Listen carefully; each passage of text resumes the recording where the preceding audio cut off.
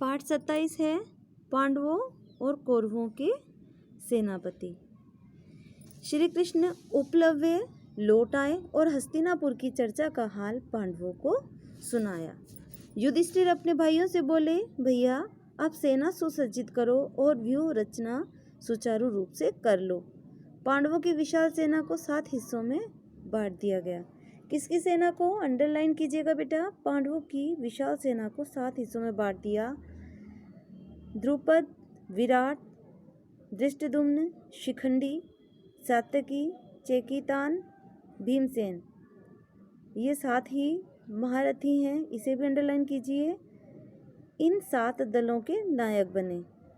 अब प्रश्न उठा किसे सेनापति बनाया जाए। सबकी राय ली गई। अंत में युधिष्ठिर ने कहा, सबने जिन जिन वीरों के नाम लिए हैं वे सभी सेनापति बनने के योग्य हैं, किंतु अर्जुन की राय मुझे हर दृष्टि से ठीक प्रतीत होती है। मैं उसी का समर्थन करता हूँ। धृष्टद्युम्न को सारी सेना का नायक बनाया जाए। वीर कुमार धृष्टद्युम्न को पांडवों की सेना का नायक बनाया गया। बेटा धृष्टद्युम्न कौन था?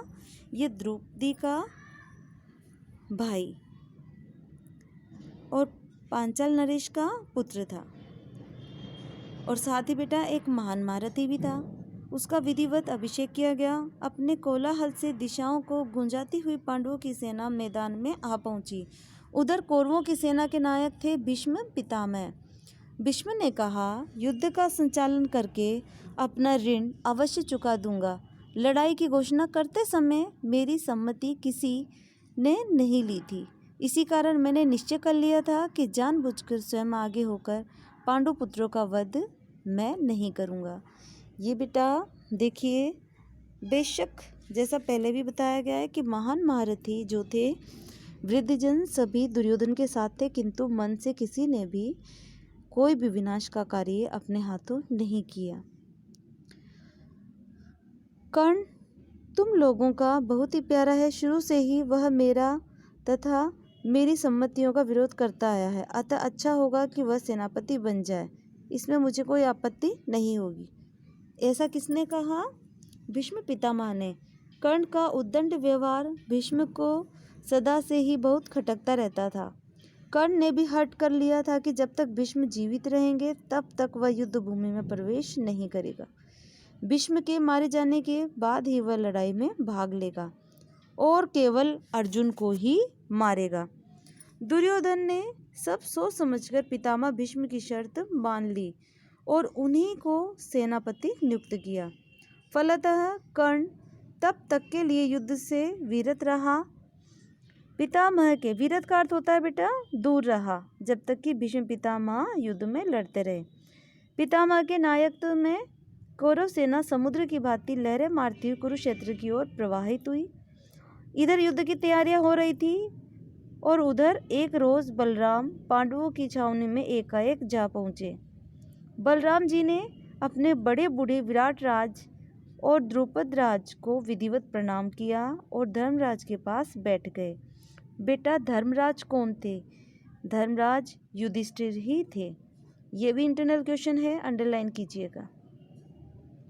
वह बोले, कितनी ही बार मैंने कृष्ण को कहा था कि हमारे लिए तो पांडव और कौरव दोनों ही एक समान हैं, इसमें हमें बीच में लड़ने की आवश्यकता नहीं, पर कृष्ण ने मेरी बात नहीं मानी। अर्जुन के प्रति उनका इतना स्नेह है कि उसने तुम्हारे पक्ष में रहकर युद्ध करना भी स्वीकार कर लिया।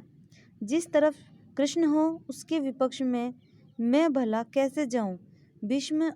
भीम और दुर्योधन दोनों ने ही मुझसे गदा युद्ध सीखा है। दोनों ही मेरे शिष्य हैं। दोनों पर मेरा एक जैसा प्यार है।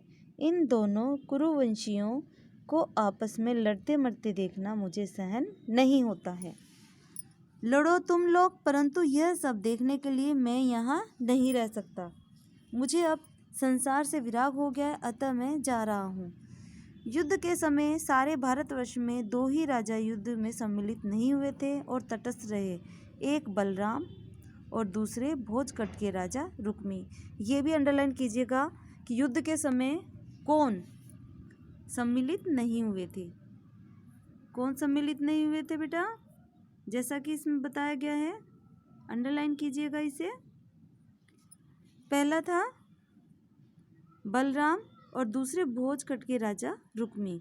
रुक्मी की छोटी बहन रुक्मणी श्री कृष्ण की पत्नी थी। श्री कुरुक्षेत्र में होने वाले युद्ध के समाचार सुनकर रुक्मी एक अक्षौहिणी सेना लेकर युद्ध में सम्मिलित होने के लिए गया। उसने सोचा कि यह अवसर वासुदेव की मित्रता प्राप्त कर लेने के लिए ठीक है, इसलिए वह पांडवों के पास पहुंचा और अर्जुन से बोला, पांडव पुत्र अपनी सेना से शत्रु सेना कुछ अधिक मालूम होती है, इसी कारण मैं आपकी सहायता करने के लिए आया हूँ। यह सुनकर अर्जुन हंसते हुए रुक्मी से बोला, राजन, आप बिना शर्त के सहायता करना चाहते थे तो आपका स्वागत है, नहीं तो आपकी जैसी इच्छा। यह सुनकर रुक्मी बड़ा क्रुद्ध हुआ और अपनी सेना लेकर दुर्योधन के पास गया। रुक्मी ने दुर्योधन से कहा, पांडव मेरी मदद नहीं चाहते हैं, इस कारण मैं आपकी सहायता करने आया हूँ।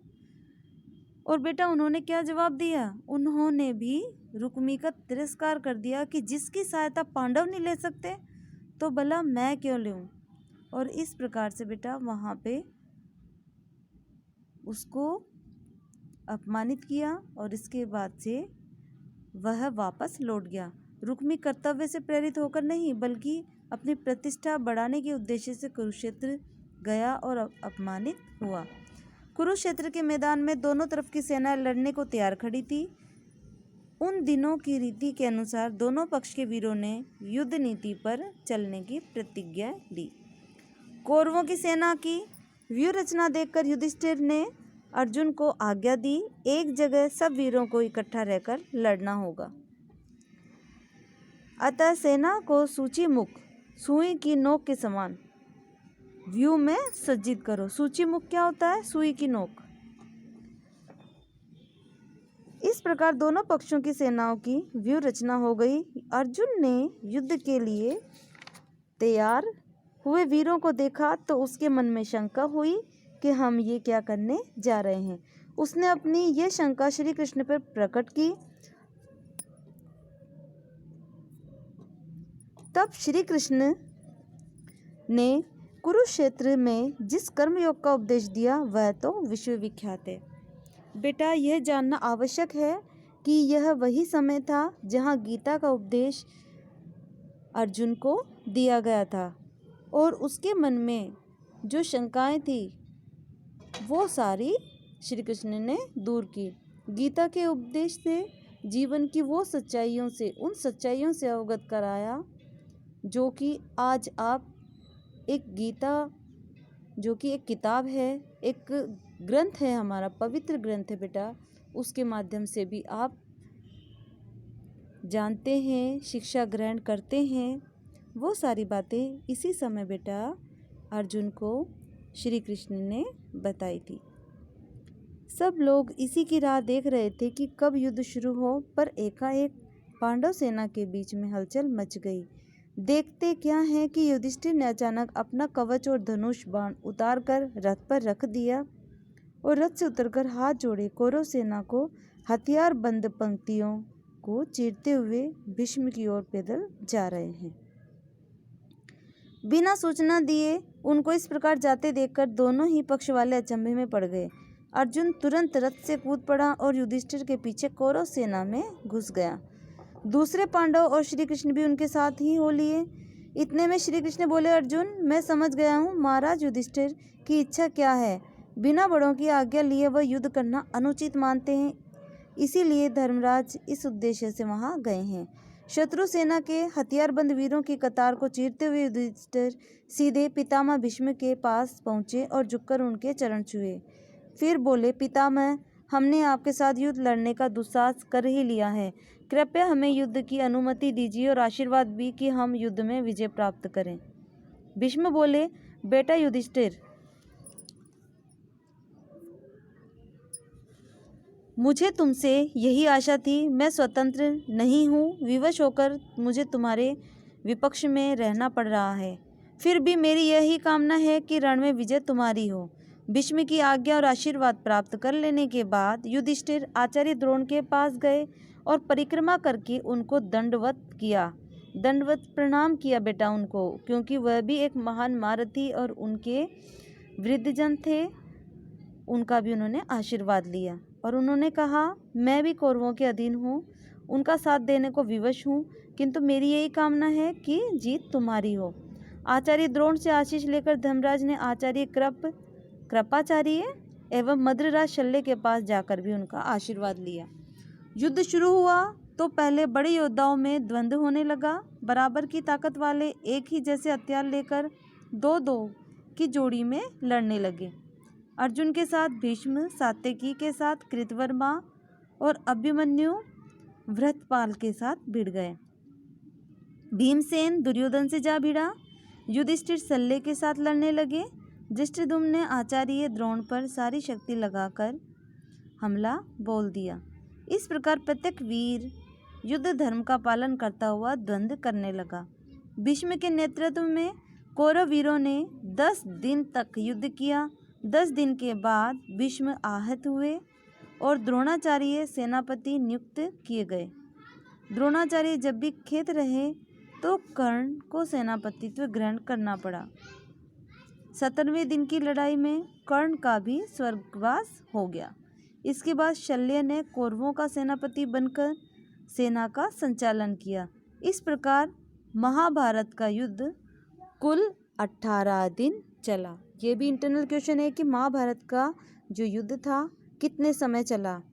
18 दिन। आशा है बेटा कि आपको ये पाठ अच्छे से समझ आया होगा।